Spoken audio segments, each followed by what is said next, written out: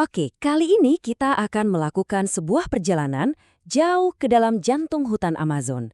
Ini adalah sebuah pencarian untuk menjawab salah satu pertanyaan paling dasar yang pernah ada, apa itu kebahagiaan?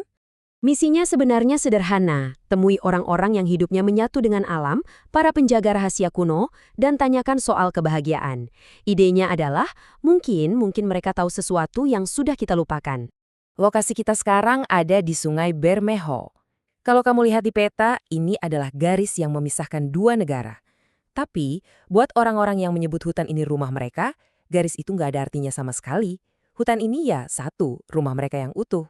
Dan disinilah kita bertemu dengan suku Kofan. Nah, ada satu hal yang penting banget untuk dipahami. Mereka bukan cuma tinggal di dalam hutan, mereka hidup bersama hutan. Mereka adalah pelindung sebuah obat suci yang jadi pusat kebudayaan mereka, Yage, atau yang mungkin lebih kita kenal sebagai ayahuasca. Jadi, gimana sih cara hidup yang begitu terikat dengan alam ini membentuk cara mereka memandang dunia? Nah, di sini kita bisa lihat ada dua dunia yang benar-benar bertabrakan. Bagi suku Kofan, kekayaan sejati itu adalah kemampuan untuk melihat dengan jernih, memahami diri sendiri dan alam. Tapi buat dunia luar, pembangunan itu artinya ya ekstraksi sumber daya, emas, kayu, minyak, yang bagi suku Kofan itu sama aja dengan vonis mati buat cara hidup mereka. Ini adalah kata-kata dari Alex, salah satu pemandu kita dari suku Kofan. Buat mereka, hutan itu bukan sumber daya buat dieksploitasi, bukan. Hutan adalah segalanya. Hutan ngasih mereka makan, obat-obatan, sampai bahan buat bikin rumah. Semuanya saling terhubung. Dan ini tuh bukan dongeng ya, ini adalah ilmu pengetahuan yang diwariskan dari generasi ke generasi.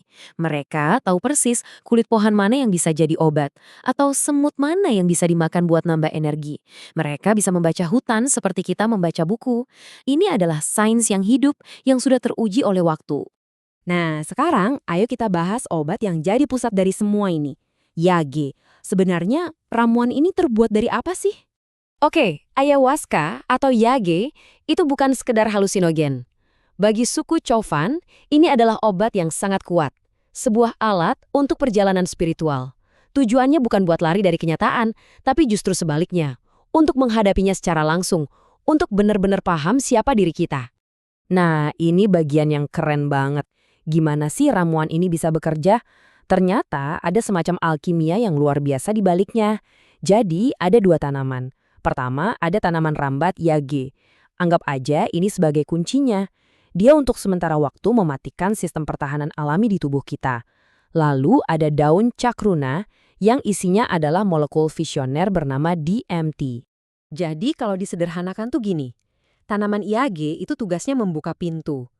Tanpa dia, DMT dari daun cakruna nggak akan bisa masuk dan bekerja.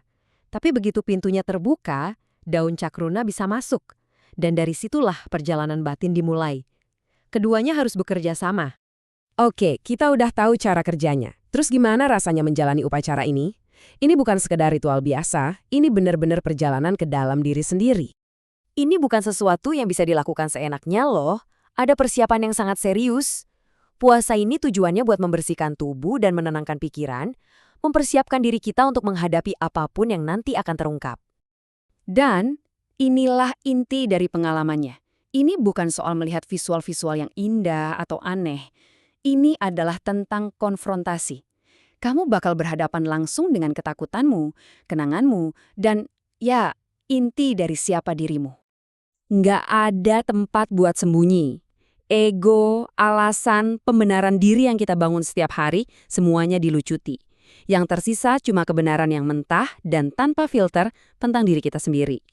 Dan setelah perjalanan batin yang begitu intens, ada cara untuk kembali. Namanya limpieza, sebuah ritual liminja yang menggunakan sensasi fisik kuat dari daun jelatang untuk membumikan kita lagi, menutup upacara, dan membantu kita membawa pelajaran dari pengalaman itu ke dunia nyata. Tapi, saat satu perjalanan berakhir, kita justru dihadapkan pada sebuah kenyataan yang jauh lebih kelam yang mengancam seluruh dunia ini. Alex mengatakannya dengan sangat jelas. Janji pembangunan dari perusahaan minyak itu cuma kedok untuk kehancuran. Darah hitam bumi, minyak mentah, sekarang justru mengancam darah kehidupan hutan itu sendiri. Dampaknya benar-benar mengerikan. Kita bisa lihat sendiri, Sungai yang tadinya sumber makanan, sekarang tercemar minyak. Tanaman yage yang sakral itu nggak bisa tumbuh, atau malah menyerap racun dari tanah. Ini bukan lagi sekedar krisis lingkungan, ini adalah genosida budaya. Seperti kata Alex, kalau tanah mereka hilang, budaya mereka juga ikut hilang. Lantas, apa yang bisa kita ambil dari semua ini? Kenapa cerita tentang suku Kovan di pedalaman Amazon ini penting buat kita semua?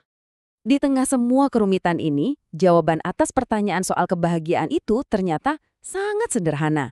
Bukan kekayaan, bukan kekuasaan, tapi sesuatu yang paling dasar, makanan yang sehat dari tanah yang sehat. Ini menunjukkan betapa kesejahteraan mereka nggak bisa dipisahkan dari kesehatan lingkungan mereka. Mungkin gampang ya buat kita mikir, itu kan masalah di tempat yang jauh. Tapi kenyataannya, suku Kovan adalah para penjaga salah satu ekosistem paling penting di planet ini. Perjuangan mereka melindungi rumah mereka, pada akhirnya adalah perjuangan untuk melindungi rumah kita semua. Jadi, kita akhiri pembahasan ini dengan sebuah pertanyaan.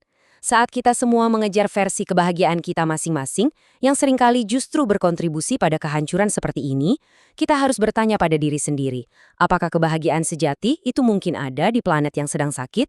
Perjuangan suku Kovan memaksa kita untuk menghadapi pertanyaan itu.